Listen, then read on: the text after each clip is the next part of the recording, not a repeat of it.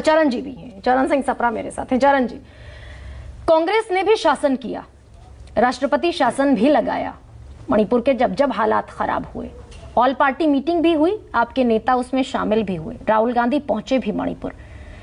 क्या बताया आपने सरकार को ऐसा जिस पर सरकार ने अमल नहीं किया और आपने विपक्षी होने की जिम्मेदारी निभा ली?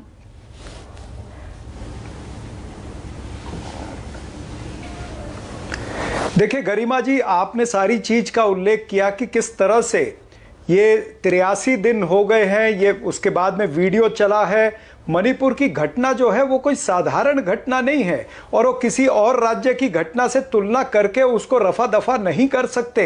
ये एक ऐसा किस्सा, दुर्भाग्यपूर्ण किस्सा हुआ है देश के अंदर जिसके ऊपर लोकतांत्रिक व्यवस्था में चर्चा बहुत जरूरी है।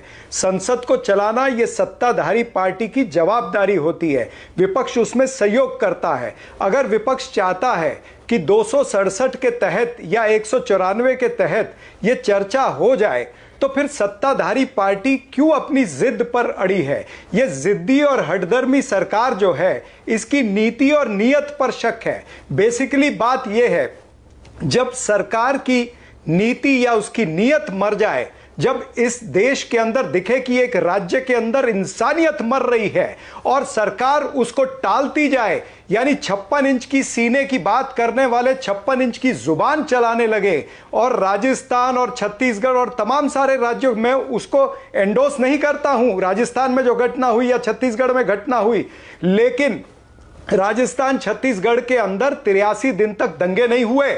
वहां पर वहां के गवर्नर साहब ने यह नहीं कहा कि यह गलत हो रहा है, वहां पर सत्ताधारी पार्टी के एमएलए ने यह नहीं कहा कि ये स्टेट स्पॉन्सर्ड दंगे यहां पर चल रहे हैं। भारतीय जनता पार्टी के एमएलए, भारतीय जनता पार्टी के मंत्री, केंद्रीय मंत्री, उनके ऊपर अटैक हुए हैं। भारतीय जनता पार्टी के एमएलए देश के प्रधानमंत्री को मिलने के लिए दिल्ली के अंदर रुके थे, देश के प्रधानमंत्री नहीं मिले। ये संवेदनहीनता नहीं है तो क्या है? लेकिन आप देश के गृह मंत्री का ही बयान सुन लेते संसद में, नेता चिल्ला रहे हैं कि ये 20 जुलाई से चरण 20 जुलाई से लेकर आज 26 जुलाई में हम बात कर रहे हैं, आप देश के गृह मंत्री को ही सुन लेते, सुनते तो सही कि क्या कह रहे हैं। उसके बाद भी हंगामे का विकल्प तो सदा खुला है ना, सवाल उठाने का विकल्प तो सदा खुला है। संतुष्ट नहीं होते तब आगे बढ़ते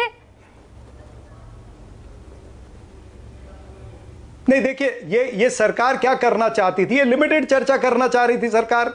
ये 2.5 घंटे की चर्चा करना चाह रही है। 2.5 घंटे के अंदर कितनी चर्चा होगी, नंबर 1। दूसरी बात, देश के गृह मंत्री जो है वहां पर 4 दिन जाकर के बैठे थे, वहां पर उनको यह नहीं समझ में लगा या वहां पर बताया नहीं गया कि इस तरह से यह घटना घटी है। 2 महिलाओं को निर्वस्त्र कर करके 100 के करीब लोगों ने घुमाया है। उस राज्य के मुख्यमंत्री कहते हैं कि ऐसी घटनाएं तो 100 से अधिक घटनाएं हुई है, 100 से अधिक एफआईआर दर्ज हुए। शर्म आनी चाहिए उस मुख्यमंत्री को, और शर्म आनी चाहिए केंद्रीय मंत्रियों को और प्रधानमंत्री को, जिन्होंने ऐसे मुख्यमंत्री को अभी भी वहां पर मुख्यमंत्री के पद पर रखा हुआ है। हम क्या अपेक्षा करें कि देश के गृह मंत्री क्या बोलेंगे, जिस गृह मंत्री को यह नहीं पता चला कि वहां पर ऐसी नग्न अवस्था में महिलाओं को घुमाया गया, जिस गृह मंत्री को यह नहीं पता कि 83 दिन से वहां पर दंगे चल रहे हैं और उसको किस तरह से कंट्रोल करना है। सीमावर्ती राज्य है, वहां पर जो हथियार आ रहे हैं उसके ऊपर चीन के भी अक्षर लिखे हुए मिल रहे हैं। ये हथियार कहां से आ रहे हैं? और आज ये मामला जो है ये खाली मणिपुर तक का नहीं है,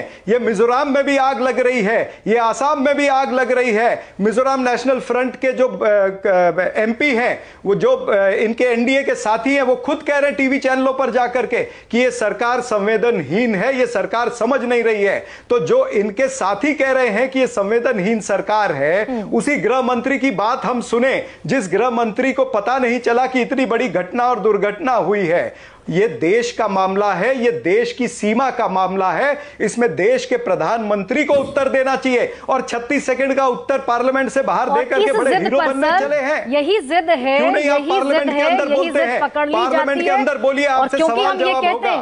सर, यही जिद पकड़ ली जाती है और संसद नहीं चलने दी जाती। विपक्ष भी थोड़ी जिम्मेदारी अपनी समझे और ये समझे कि भाई ये सियासी मुद्दा है ही नहीं, भाई ये सियासी मुद्दा नहीं है। चरण जी, मैं लौट रही हूँ आप तक, क्योंकि मैं देखिए मैं आज जितने भी सवाल मैंने पूछे, ना मैंने कांग्रेस से पूछे, ना मैंने बीजेपी से पूछे, मैंने उन हुक्मरानों से पूछे जिनके पास ताकत है, जिनके पास सत्ता है, जिनके पास पद है और जिनके पास ये जिम्मेदारी भी है कि वो इस समस्या का हल ढूंढते। तो इतनी महिलाएं जो निर्वस्त्र हुई, इतनी महिलाएं जो जला दी गई, इतनी महिलाएं जिनके साथ दरिंदगी हुई, वो नहीं होती, ये कह के पल्ला नहीं झाड़ा जा सकता। राजीव रंजन मेरे साथ हैं। राजीव जी,